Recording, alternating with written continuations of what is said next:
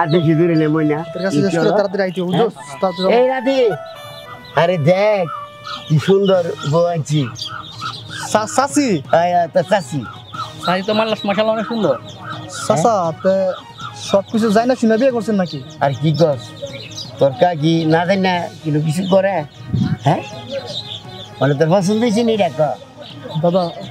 সে করে 100 না রে হ্যাঁ সুন্দর আচ্ছা যা তাহলে তুই যা হ্যাঁ আচ্ছা তাহলে যাও তুমি হ্যাঁ আচ্ছা যা এই বউ আউদে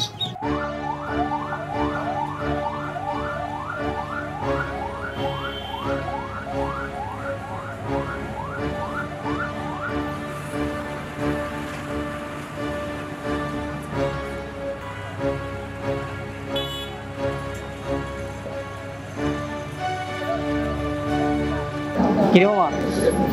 আজকে যাইবে নাকি মাসি তো বলছে নতুন একটা আইটেম বলে আছে কি কস বাকি কাছে নতুন আইছে হ্যাঁ যাবি তাহলে ল যাই নতুন আগে আমি দেখি আই না রে মামা তুই যা আমার নতুন একটা পাখি আছে আজকে যা তুই যা তাহলে যা যা যা যা ওকে নতুন আইটেম আইছে যাই পাখিগুলো দেখি আই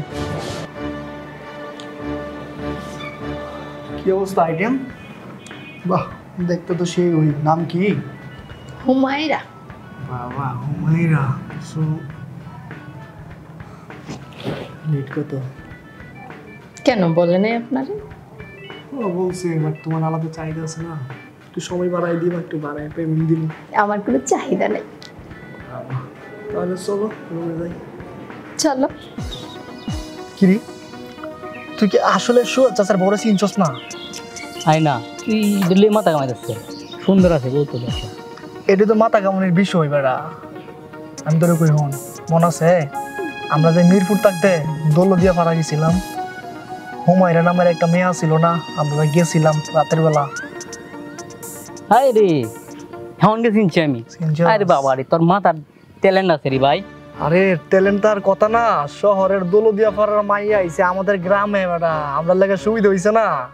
যাওয়ান লাগতো না আর দৌলদিয়া পাড়ায় আমরা তো এলাকা দিয়ে পাইতাছি এটা ঠিক হইছস কিন্তু আবার বেশি এইটা সুয়েল চাচারা এটা ফাঁসাইলো কেমনে আচ্ছা বাদ দে ফাঁসাক যেটা মতো করো কিন্তু আমরার লাগে ভালো হয়েছে বেটা ঠিক না